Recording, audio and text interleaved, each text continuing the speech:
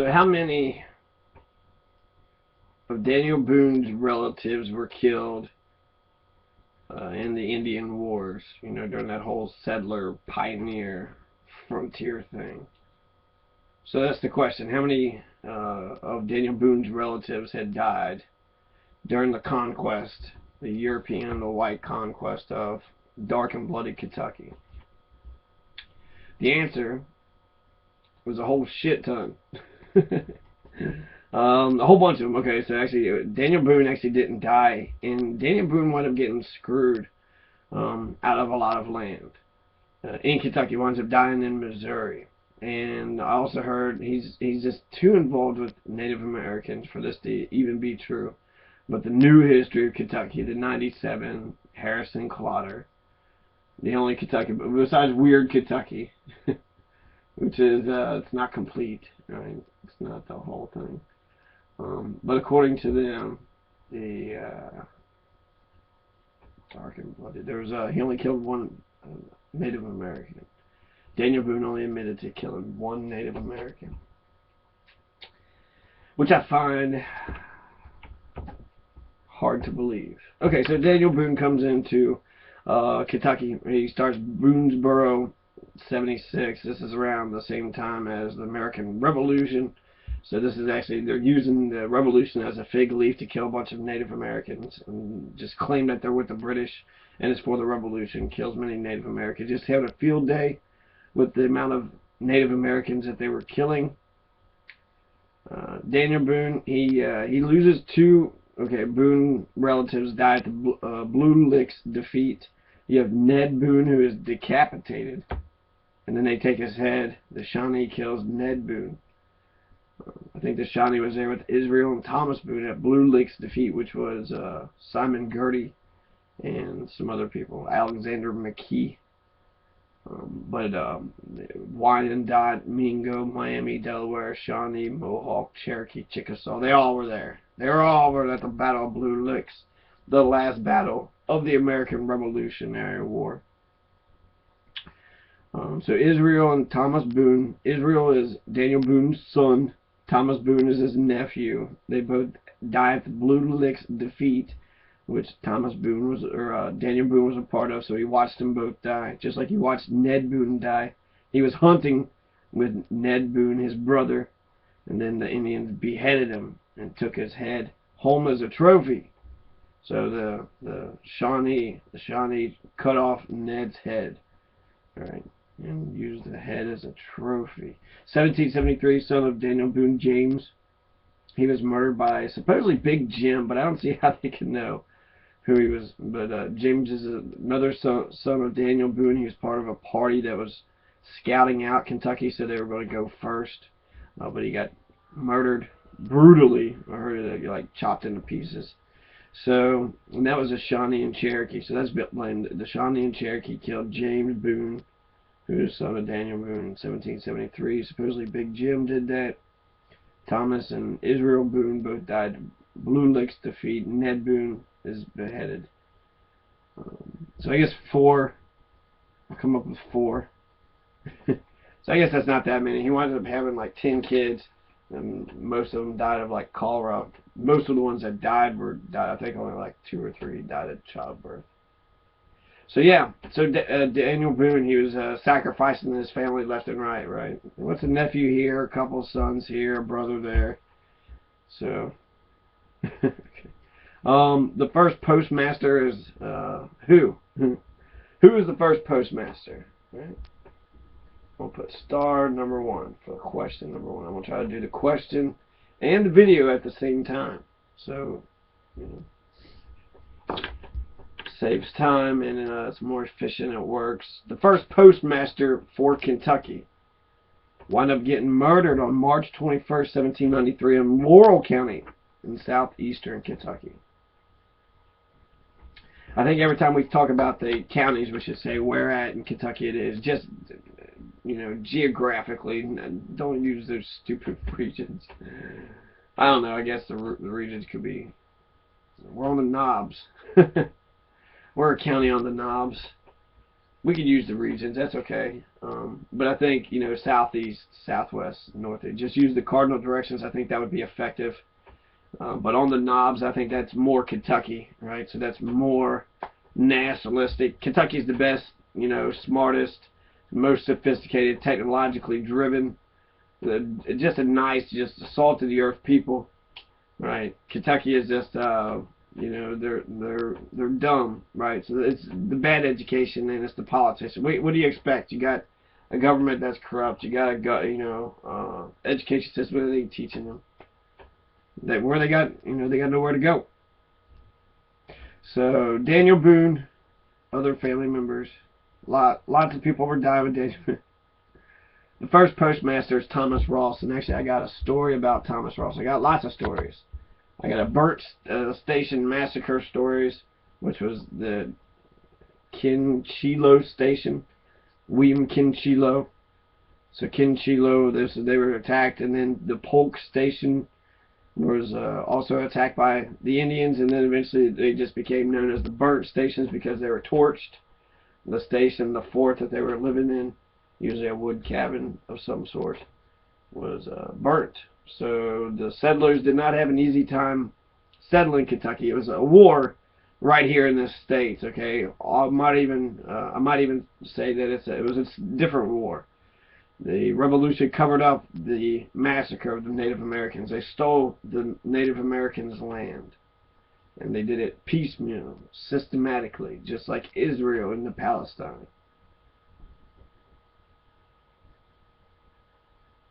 Thomas Ross, he's the first postmaster. March 21st, 1793, Laurel County, he was killed. So the first postmaster, the first person that says, okay, I'll deliver your mail, he gets brutally killed. The first man to carry mail in Kentucky came to an unhappy end in Laurel County on March 21st, 1793. Thomas Ross was killed by Indians near the Laurel River just 7 months after the first post office was established in Danville, Kentucky. So there's the question. What's the first post office? Who's the first postmaster and what city? Don't think about the horrible death that he's going to experience, but just the city, okay? So the Danville, Kentucky was where the first post office was established in Kentucky. On that morning, the post, as the carrier was called then, loaded his gun and even bragged about killing a Native American. Started out saying he intended to kill an Indian that day.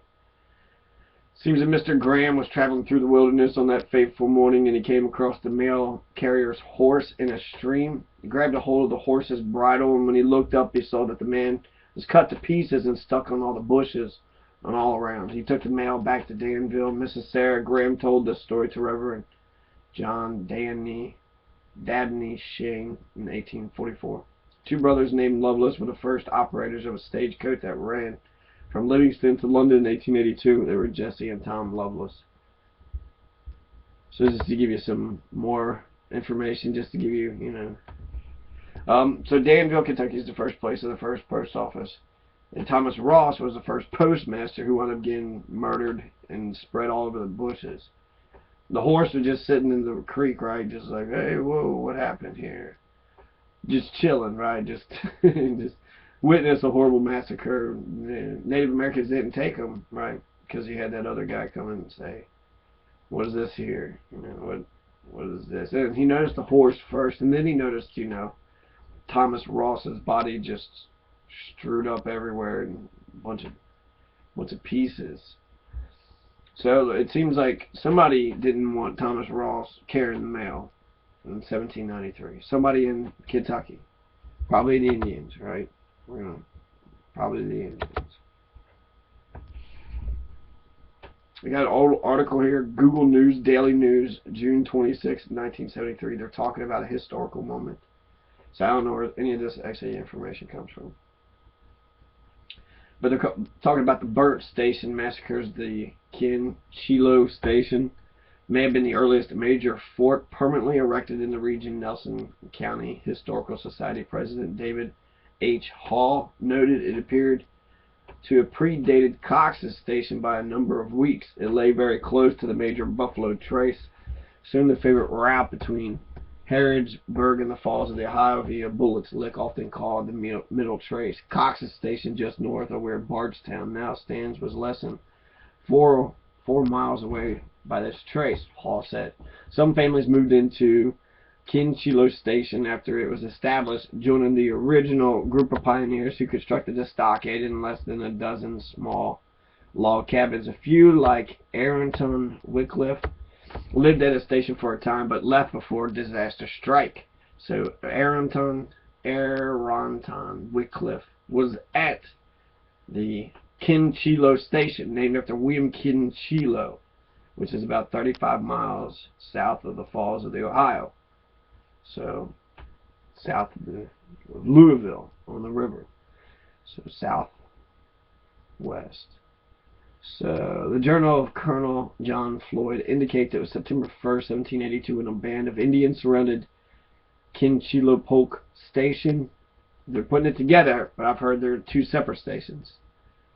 But the Kincheloe Station waited for the right moment to attack. It is generally agreed by his historians, not her historians, his historians, right, that most of the men of the station were not at home that morning. One story by Major Thomas Speed and published in the Bardstown Gazette 1841 said the men were part of a force of 75 long hunters searching for a band of 120 Indians, which had been reported heading in the direction of Bullett's Lick near Shepherdsville, Kentucky.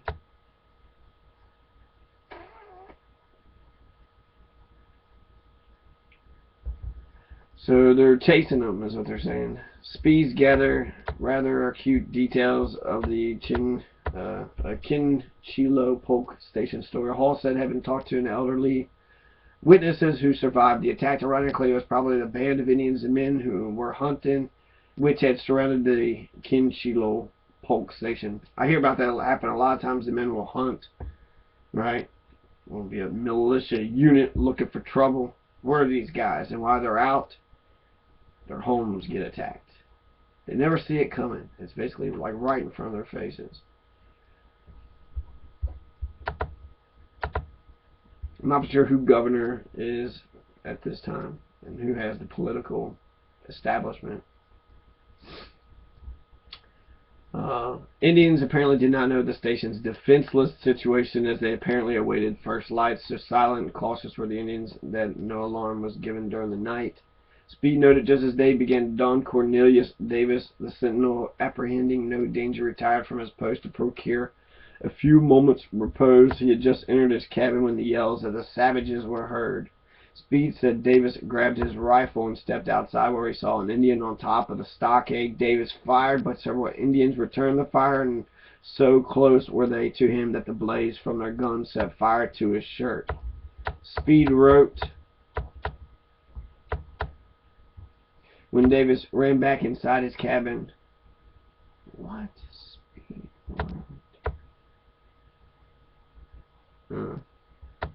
Speed wrote, when Davis ran back inside his cabin, he was wounded and bleeding. His clothing was in a light blaze, Speed said. And when he stepped outside again, he was tomahawked to death. Speed had noted that a large Negro man, presumably a slave, had held off the attackers just before Davis was killed. So Speed is witnessing this when Davis just got killed. It is presumed, notes Hall, that the black man was the first to die. Two of the daughters of Davis were also killed. Speed noted one of them being beheaded and her body suspended on a sapling by her hand, thrust into a slit made by cutting in one side and bending the top so as to cause the split. As the attacking Indians poured into the fort, it seemed there could be no escape for the pioneer families, yet a few managed to get away. Mrs. Davis and a widowed Davis fled the stockade as the Indians were killing 5 more of Mrs. Davis's children. Thompson, Randolph's wife, was killed early in the attack when an Indian fired a shot through the crack in Randolph's cabin. Speed said Mrs. Randolph was killed as she lay in bed. When all hope for a successful defense of the fort seemed lost, Mrs. Randolph's husband grabbed their child, raced to safety. Osborne Bland tried to defend his family and died. Mrs. Bland and the couple's 4 children were taken prisoner. William Harrison concealed his wife and another woman under the floor of their cabin, then escaped himself by ascending into the loft Speed said where he displaced a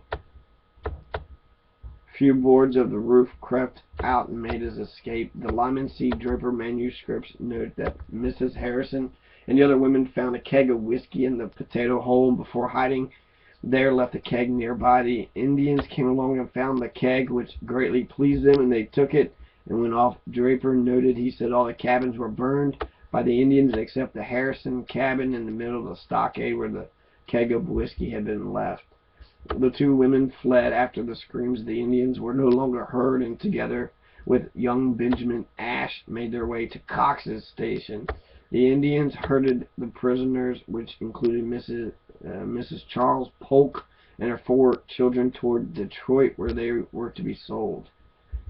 So this is an attack here, you know, Burnt Station attack, and they capture them. This is here in Kentucky, and they sold, you know, they put some of them in prisoners and shipped them all the way to Detroit, sold them as slaves. Even as the fires at the fort burned themselves out, the terror of the massacre still was not over for the inhabitants of the Kincheloe Polk Station.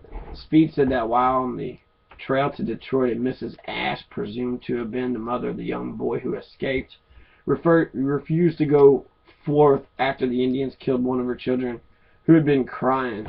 What? Speed said that while on the trail to Detroit, Mrs. Ash, presumed to have been the mother of the young boy who escaped, refused to go forth after the Indians killed one of her who had been crying. Charles Polk, in an account of the massacre published some years later, said that 10 days after the attack, he followed and found Mrs. Ash and 2 children dead. So, damn, they're killing everybody, right? They didn't want to hold this prisoners. They killed one of her kids. She just couldn't carry on after seeing one of her kids die. And then they killed her and 2 more kids. Mrs. Bland was sent for water when the Indians camped with their prisoners along Bullskin Creek near present-day Shelbyville, Kentucky. She had witnessed the slaughter of Mrs. Ash and the children. Speed noted in the confidence in the security of her own life or that of her children had been lost. Mrs. Bland fled into the woods. Speed noted wandered for 18 days and was found near the fort at the falls of the Ohio in such a state of exhaustion from fatigue, starvation, that she could not rise to her feet. Speed says a generous and noble-hearted Frenchman purchased most of the captives when they were put on the slave block in Detroit.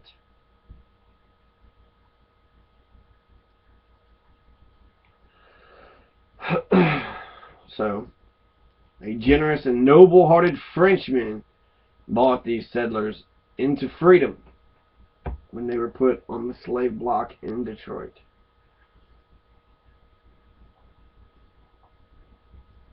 Polk went to Detroit and bought his family back. Speed said at least 15 prisoners died in the attack on Kincheloe Polk Station. Consuela, Kincheloe, I don't know. Kincheloe, what does that sound like? That sounds like Iroquois or Indian, right? Polk, that doesn't sound, that sounds polk. Sounds Anglo-Saxon.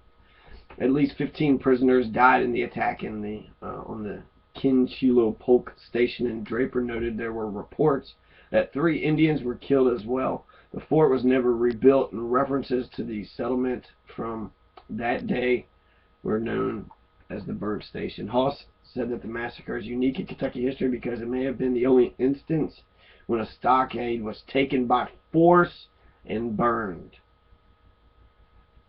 Maybe. Might be the only case that we know of. But what about Rogers Station? What about the 7 Indians that attacked the cabin of the settler named Merrill? Don't forget about Mary Draper Ingalls. Hingston Station was abandoned. I don't know if it was burnt down, but it was most certainly abandoned.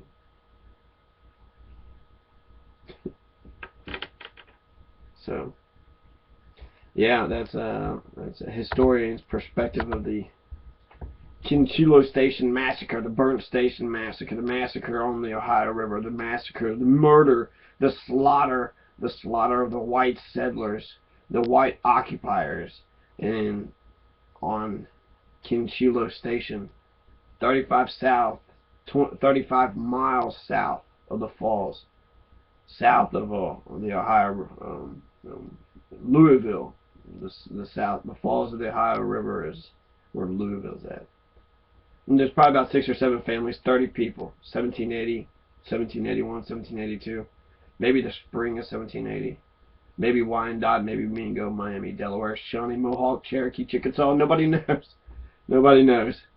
But we do know is the Burnt Station Massacre of Kentucky.